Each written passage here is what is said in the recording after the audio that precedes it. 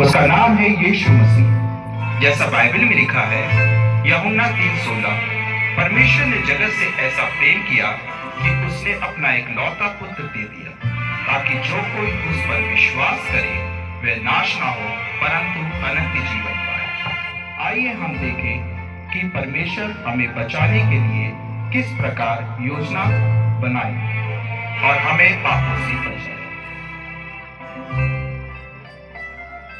सब कुछ की शुरुआत शुरू में हुई। शुरुआत से पहले केवल परमेश्वर थे। वह कभी भी खत्म नहीं हुए। वह अनादि हैं, यानी हमेशा से हैं। उनकी कोई शुरुआत नहीं थी। वह सब चीजों की शुरुआत है। वह बनाए नहीं गए थे। वह सभी चीजों के सृष्टिकर्ता हैं। उनका अस्तित्व कभी शुरू नहीं हुआ। वह अनंत के पिता हैं। अनंतता केवल परमेश्वर का गुण है। शुरुआत में परमेश्वर ने आकाश और पृथ्वी को बनाया। छठे दिन परमेश्वर ने मनुष्य को अपनी छवि और रूप में बनाया और आदमी से औरत को बनाया। आदम और हव्वा को पूरी तरह से निर्दोष, शुद्ध और सही बनाया गया था। उनका परमेश्वर के साथ पूरी तरह से संबंध था। वे परमेश्वर के बगीचे में खुशी खुशी रहते थे और परमेश्वर की सृष्टि की देखरेख करता थे। लेकिन फिर वे पाप में गिर गए और पूरी मानवता को इस गहरे पाप में डाल दिया, क्योंकि हम सभी आदम में थे। लेकिन ज्यादा समय नहीं बीता कि धरती पाप और हिंसा से भर गई। तब परमेश्वर ने तय किया कि वे अपनी बनाई हुई मानव जाति को धरती से मिटा देंगे। उसी समय यीशु का जन्म बेथलहम में हुआ।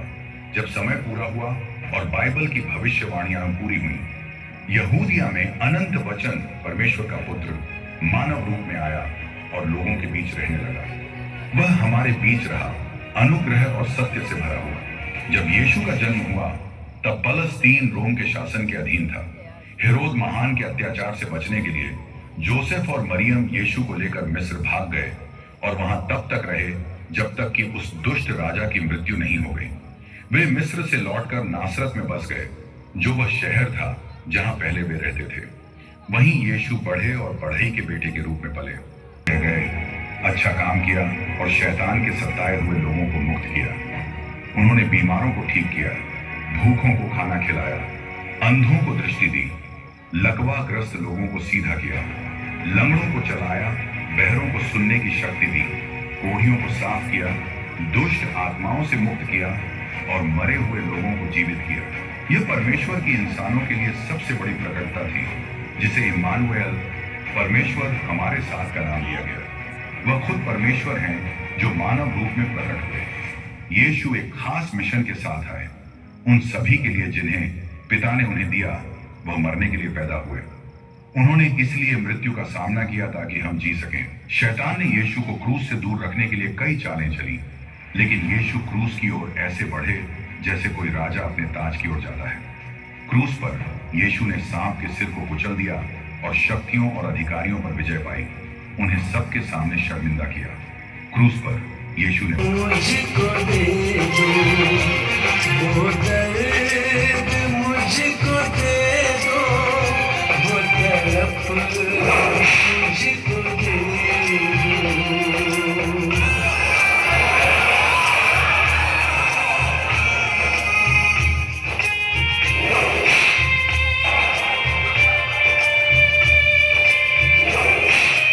इतनी रहे साथ मसीह हमारे, ताज काटवाला मेरे सर पे आज रख दो, मेरे सर पे आज रख दो। वो दर्द मुझको दे दो, वो तड़प भी मुझको दे दो। वो दर्द मुझको दे दो, वो तड़प भी मुझको दे दो।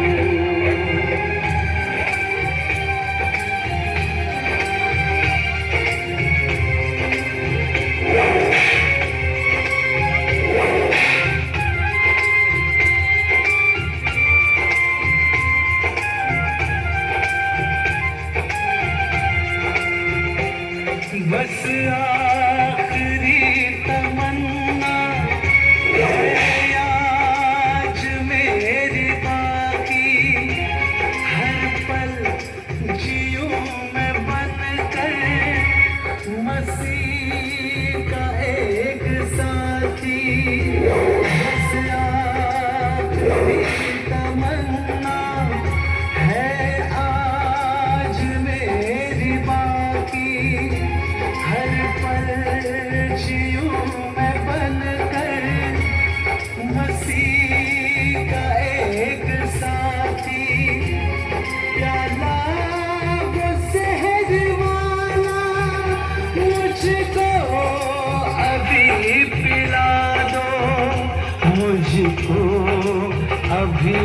पिला दो, वो दर्द मुझको दे दो, वो तड़प भी मुझको दे दो। वादा है मेरा मुझसे प्यारे,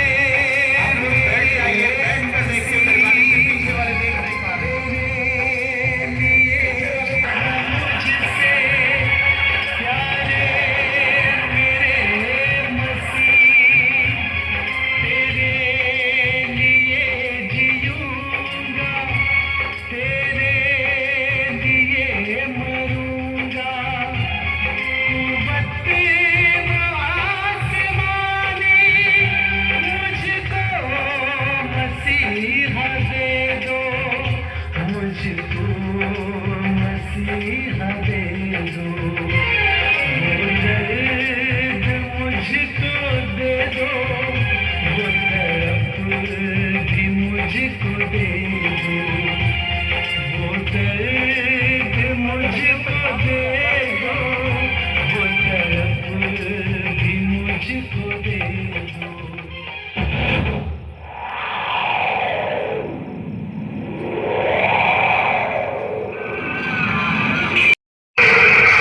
माफ कर दो, मुझे पता नहीं कि क्या कर रहे हैं।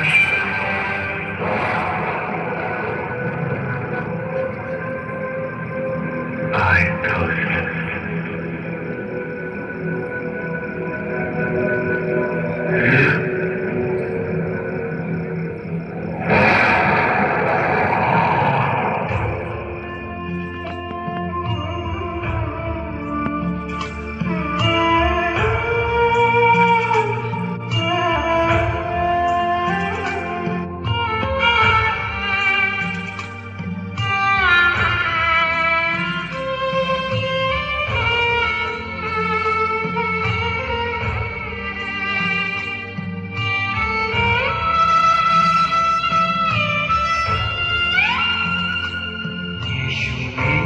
कलवरी दुख क्यों सह लिया, मुझ पापी ने क्या देखा था। यीशु ने कलवरी दुख क्यों सह लिया, मुझ पापी ने क्या देखा था।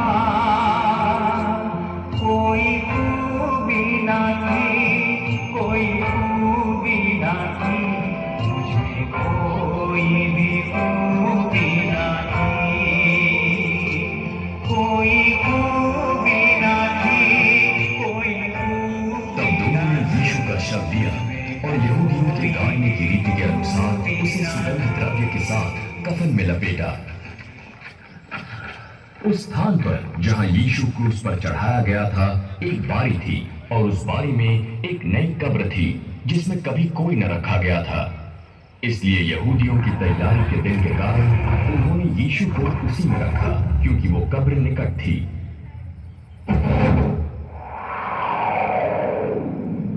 और 3 दिन बाद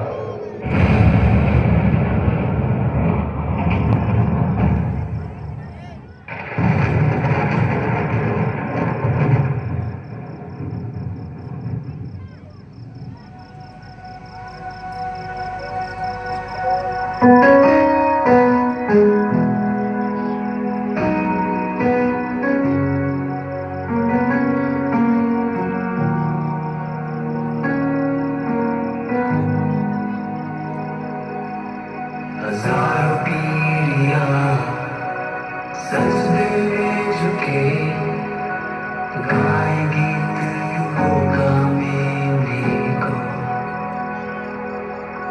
जो थे हमसे पहले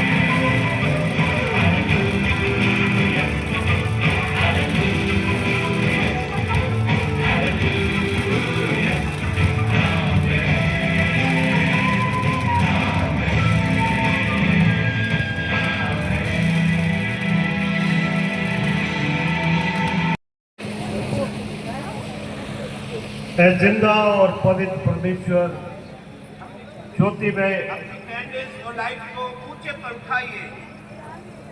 अपने खुदावंद ज्योति को तूने इस जगत में भेजा।